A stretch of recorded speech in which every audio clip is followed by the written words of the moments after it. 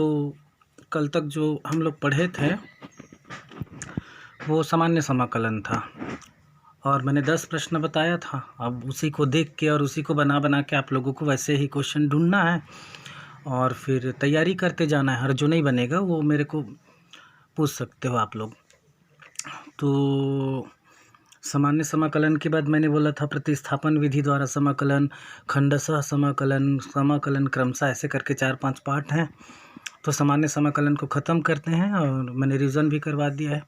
बाद में chapter close होगा तो फिर और करा दूंगा।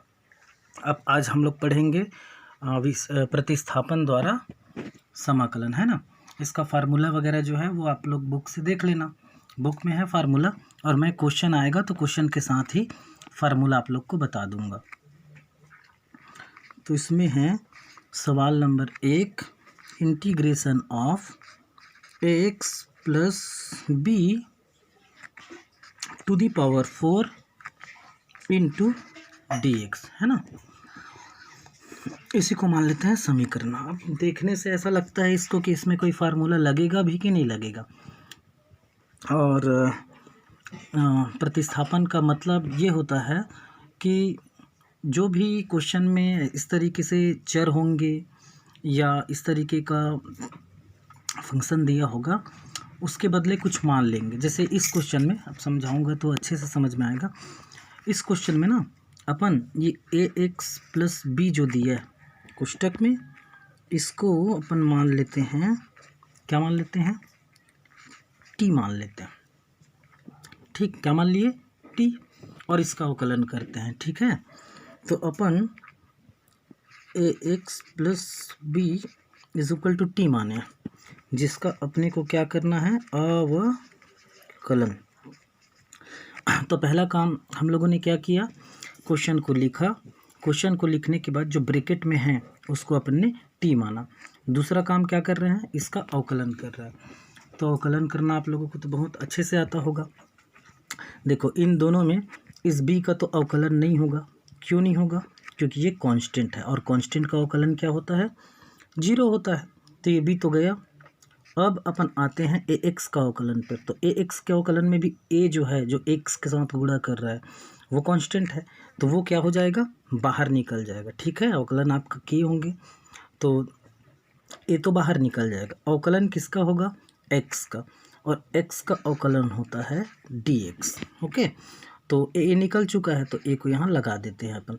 मैं यहाँ पर अवकलन पूरा नहीं कर रहा हूँ, जैसे अवकलन में हम लोग पढ़े थे, सिंपल है, समझा दिया और बता भी दिया आप लोगों को कि ये ऐसे होगा करके, आप लोग समझदार हो। अब बराबर t का क्या आ जाएगा, dt आ जाएगा। अवकलन t का क्या आ जाएगा, dt आ जाएगा। और इस तरीके से हम देखते हैं यहाँ पर अपने को क्या मिलता है, a into d x is equal to क्या मिलता है अपने को, dt।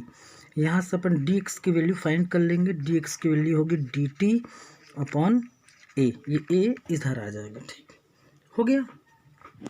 इसको अपन मान लेते हैं इक्वेशन नंबर 2। तो अभी तक क्या हुआ है, ब्रैकेट में अपन माने हैं कि ब्रैकेट जो है वो t है और वही ब्रैकेट के अंदर जो माने हैं उसका अवकलन किए हैं। अवकलन करके dx का मान निकाले हैं। तो पहला काम ब्रैकेट को प्रतिस्थापित करना है। किससे ब्रैकेट को प्रतिस्थापित करना है, तो t से प्रतिस्थापित करना है। दूसरा काम क्या करना है, अवकलन करके dx का मान निकालना है। ये सब क्यों हुआ आगे पता चलेगा। तो इक्वेशन नंबर 1 इन 2 से जो हमने 2 इक्वेशन प्राप्त किए हैं उससे, तो अपन के पास क्या है, एक में समाकलन है और ब्रैकेट में जो चीज़ है उसको अपन ने क्या माना है, ब्रैकेट में जो चीज़ है उसको t माना है। t, अब देखो ब्रैकेट के ऊपर में क्या है 4, तो t के भी ऊपर में 4 हो जाएगा। ठीक है, ब्रैकेट के अंदर को माने, उसके पावर को तो कुछ नहीं माने। ठीक है, तो ये हो गया t टू दी पावर 4। अब अपन के पास है, देखो एक में देखो क्या है, dx है ना, और dx का मान हमने क्या निकाला है, 2 में dt अपॉन a निकाला है। ठीक है, dt अपॉन a, तो अपन क्या कर देंगे, dt अपॉन a dx के बदले में लिख देंगे। तो ये आ गया अपना पूरा सिनेरियो, मतलब सारा चीज़ इसमें आ गया। अब अपन इसका क्या करेंगे, इसका समाकलन करेंगे। समाकलन करेंगे तो a जो है, जो नीचे में है, समझ लो 1/a, कुछ नहीं है मतलब 1 है, तो 1/a, इसको 41 मत समझ लेना, ये टी का पावर है, ये टी का पावर 4, यहाँ कुछ नहीं है मतलब 1/a। तो ये क्या हो जाएगा, अगली स्टेप में जब हम लोग समाकलन करेंगे तो बाहर निकल जाएगा। और इंटीग्रेशन किसका अब होना है, t⁴ इंटू डी टी। ये देखो अब इसका अवकलन अपन आसानी से इसका समाकलन अपन आसानी से कर सकते हैं। तो ये है प्रतिस्थापन विधि 1/a। अब जब t⁴ का अपन समाकलन करेंगे तो कैसे करते हैं, t⁴ n+1 अपॉन n+1, ये पहला वाला रूल है, आप लोग जानते हो, इसलिए इस पर मैं ज़्यादा चर्चा नहीं करूँगा। सीधा लिख देता हूँ t⁵ और n+1 मतलब 4+1 ये 5, ये आ जाएगा। तो ये आप लोग जानते हो जी, है ना। प्लस क्या आ जाएगा, c आ जाएगा, प्लस क्या आ जाएगा, c आ जाएगा। ठीक, अब अपन क्या करेंगे, t का मान रख देंगे। चाहो तो इसको थोड़ा और आप मॉडिफाई कर सकते हो, ये 1/a है इंटू ये t/5 है। देखो 5 और a नीचे नीचे है तो 1/5a, ऐसा भी कर सकते हो आप, 1/5 है, ये दोनों एक साथ इंटू t⁵ क्या कर सकते हो, 5 कर सकते हो, ये t⁵ और प्लस c को प्लस c रहने दो। अब क्या करो आप, 1/5a है, सॉरी, और t का मान भर दो। t का मान देखो क्या रखे हो, t का मान, t के बदले में क्या रखे हो, ax plus b, ax plus b is equal to t माने थे अपन, है ना, ये वाला, ये है ना। तो अपन t के बदले में ax प्लस बी रख देंगे। अब यहाँ t के पावर में 5 है तो 5 रख देंगे, ये पेन चल नहीं रहा है, यहाँ 5 आएगा यहाँ पर और प्लस c आएगा। ठीक है, पानी के कारण है, ये देखो ये प्रतिस्थापन द्वारा अवकलन। ठीक, तो ये आ गया t⁵ 5 प्लस c, ये आंसर होगा।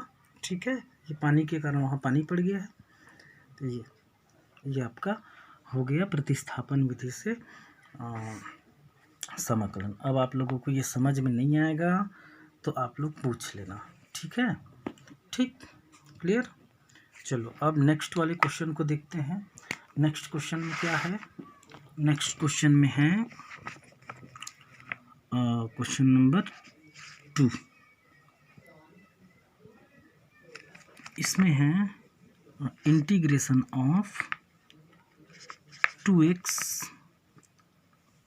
प्लस 5/3 और ये है अंडर रूट में इंटू dx। ये है अपना क्वेश्चन, सेम प्रोसेस है ना।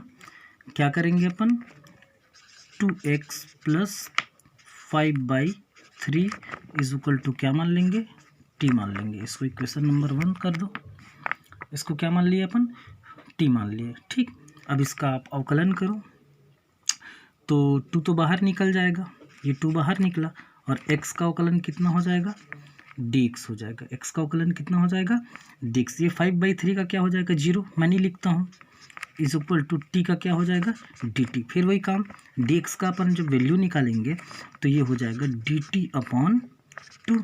इसको दे दो इक्वेशन नंबर 2। ठीक, फिर से 1 n 2 से, 1 और 2 से क्या करेंगे, वैल्यू को पुट करेंगे। तो ये इंटीग्रेशन था, फिर रूट था और इसको क्या माने थे अपन, t माने थे, तो अपन t भर देंगे यहाँ पर। और dx का मान है, देखो ऊपर में dx है तो dx का मान ये 2 में आया है, ये हो जाएगा dt/2। तो इस तरीके से अपन वैल्यू को क्या कर देंगे, पुट कर देंगे। अब देखते हैं कि क्या कर सकते हैं क्या नहीं कर सकते हैं। अब इंटीग्रेशन करना है। पहला काम क्या किए आप, पहले आपने प्रतिस्थापित किया इसको t से, फिर क्या किया आपने, दूसरा काम यहाँ पर अवकलन किया। अवकलन करने के बाद dx का मान निकाला, यहाँ भी वही किए थे पहले में, इसमें भी वही करना है। अब इसका समाकलन करना है तो सबसे पहले तो 1/2 इसको बाहर निकाल लो क्योंकि ये कांस्टेंट है, और t को आप पावर में ले लो, ये रूट का मतलब पावर होता है, इंटू क्या आ गया, dt आ गया। अब इसका आप आसानी से क्या कर सकते हो, समाकलन कर सकते हो। 1/2 और t का समाकलन होगा तो n+1। अब यहाँ अच्छे से बता रहा हूँ क्योंकि यहाँ भिन्न है, n+1 मतलब ऐसे और n+1 नीचे भी, तो यहाँ पर ऐसे, वहाँ नहीं बताया था ऐसा, वहाँ डायरेक्ट बता दिया था 5 बटे 5 ऐसा करके, है ना, और प्लस क्या आ जाएगा, सी आ जाएगा। अब ये हाफ हुआ और ये t⁻, 1/2 से 1 को जोड़ना, अब ये भी नहीं आएगा तो पूछ लेना भैया, बटे क्या आ जाएगा 3/2 प्लस सी।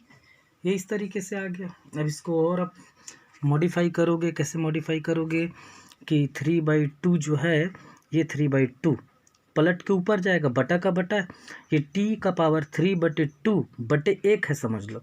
इसको भी भिन्न बनाओगे तो t⁻3/2 बटे 1, और फिर ये वाला बटा, उसके बाद 3/2, तो ये भिन्न हुआ और ये भिन्न, तो ये डिवाइडेड है, जब ये ऊपर जाएगा तो ये 2/3 बनेगा। मतलब मैं ये कहना चाह रहा हूँ कि 1/2 है और ये पलट के ऐसे जाएगा तो 2/3 बनेगा, और अपने पास केवल बच जाएगा t⁻3/2 इंटू सॉरी प्लस सी, ऐसा हो जाएगा। अब ये देखो, ये 2 और 2 कैंसिल हो गए, ऊपर नीचे है, ये 2 और 1 ऊपर है, ये 2 और 3 नीचे है, तो ऊपर नीचे होने के कारण कैंसिल हो गया। तो अपने पास क्या आ जाएगा आंसर में 1/3 यहाँ पर, और t का मान अपन वहाँ से भर देंगे जहाँ से t बराबर माने थे। तो t बराबर अपन क्या माने थे, 2x + 5/3, तो ये हो जाएगा आपका 2x + 5/3, 2x + 5/3, और t के पावर में है 3/2, तो इसके पावर में 3/2 प्लस c, ये आपका क्या हो जाएगा, आंसर हो जाएगा। क्या हो जाएगा, आंसर हो जाएगा। तो अपन ने 2 सवाल देखे हैं और दोनों ही लगभग कैसे हैं, एक जैसे हैं, ठीक है ना। अब अपन क्या करेंगे, अपन अगला सवाल करेंगे। तो ठीक, पहला काम क्या करना रहता है, पहला काम ये करना रहता है कि जो सवाल होता है उसको प्रतिस्थापित करते हैं। क्या करते हैं, प्रतिस्थापित करते हैं। x मानते हैं, t मानते हैं, कुछ भी मान सकते हो, XYZ ABC ऐसा मान सकते हो, तो ऐसा मानते हैं। फिर अवकलन करके dx का मान निकालते हैं, और अवकलन करके dx का मान निकल जाता है, उसके बाद अपन क्या करते हैं, उसका समाकलन करके आंसर निकालते हैं। आंसर जो निकलता है उसमें t के मान को, जो माने रहते हैं उसके मान को लास्ट में भर देते हैं। तो इस तरीके से ये हो जाता है। सॉरी, अब एक और सवाल देखते हैं। इंटीग्रेशन करना है आपको 1 किसका, c/2 नीचे में है और प्लस bx है, ये अब ब्रैकेट में है, (3) है इंटू क्या है, dx, इसका आपको समाकलन करना है। ठीक है, तो पहले क्या करेंगे, इसको ऊपर ले लेंगे, ये नीचे में है तो इसको अपन ऊपर ले लेंगे। ऊपर मतलब ये c/2 प्लस bx है, ये नीचे में 3 था, ऊपर जाएगा तो -3 हो जाएगा। इतना तो आप लोग जानते हो, है ना भाई, क्लियर है। तो ये हो गया।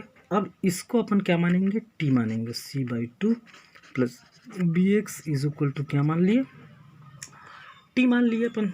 ये तो कांस्टेंट है तो इसका अवकलन 0 हो जाएगा। अब अवकलन करना रहता है, फिर ये b बाहर निकल जाएगा और x का क्या आ जाएगा, dx, और ये t का क्या आ जाएगा, dt। अब यहाँ से dx का मान निकालेंगे तो dt/b, ये भी नीचे चला जाएगा। तो जो जो अभी तक किए हैं वही कर रहे हैं। इसको दे दो पहला और इसको दे दो दूसरा। ठीक, अब अपन क्या करेंगे, अब अपन वैल्यू 1 और 2 से वैल्यू को पुट करके अपन मान निकालेंगे। ठीक है, तो 1 और 2 से, ये डिवाइड नहीं है, एंड है, 2 से। ठीक, राइटिंग थोड़ा ख़राब बन रहा है। हाँ, तो क्या होगा, इंटीग्रेशन होगा, और t माने थे और t के ऊपर में -3 था, और dt/b, ये dx का मान है, ये जो प्रश्न दिया था उसका मान है। अब 1/b है, वही सेम, तो इसको बाहर निकाल दो। 1/b को इंटीग्रेशन किसका करेंगे, t⁻³ इंटू dt का। ये 1/b जो बताया था पहले, यहाँ कुछ नहीं है, मतलब 1 है मान लो, तो 1/b बाहर निकल गया।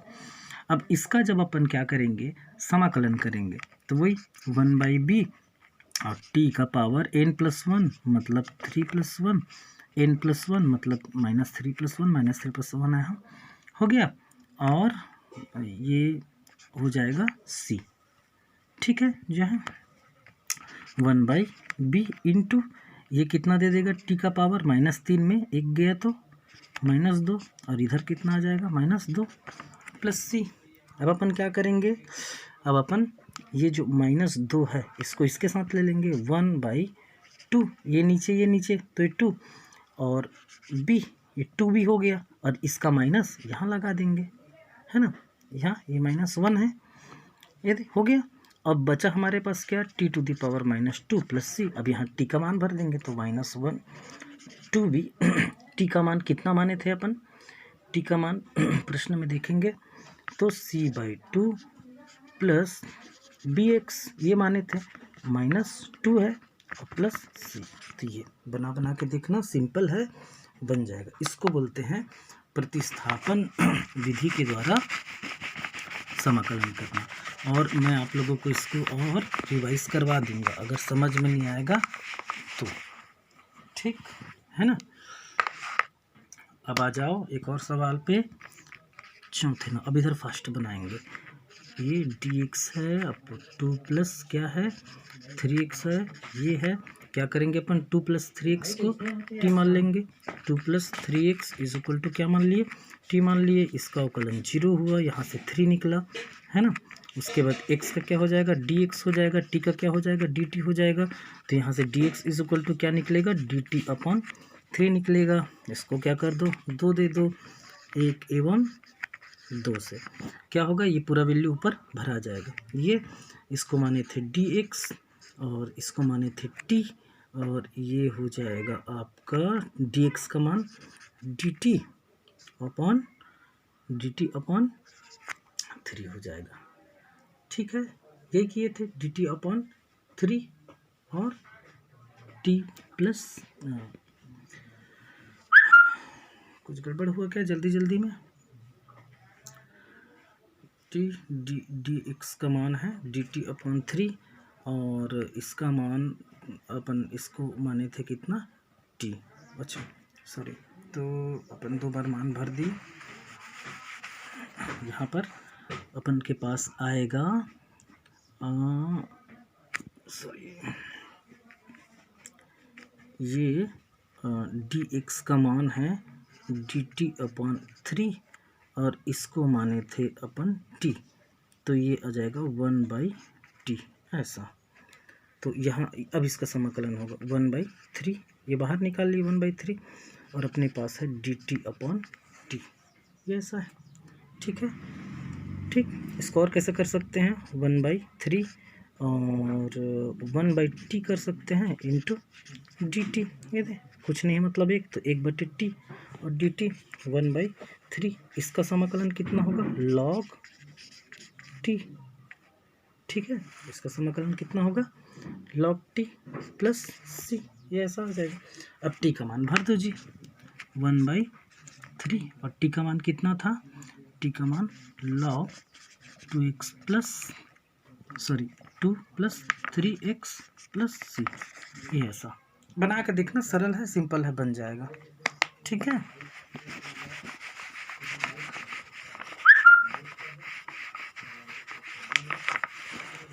इसके बाद अपन एक सवाल और कर ले क्या, चलो मैं एक सवाल आप लोगों को दे देता हूँ, आप लोग बनाना है इसको।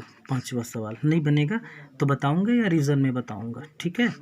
इंटीग्रेशन करना है आपको dx/1 + ax², इसका आप लोगों को इंटीग्रेशन करना है।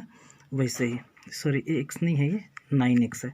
थोड़ा बता देता हूँ, dx/1 प्लस इसको 9 को क्या बना लेंगे 3 का पावर और x का पावर, अब दोनों का पावर क्या आ जाएगा 2 आ जाएगा। अब इसको यहाँ पर t मान के प्रतिस्थापन विधि द्वारा बनाने की कोशिश करना, नहीं बनेगा तो मैं बताऊंगा, ओके। चलो ठीक, थैंक यू।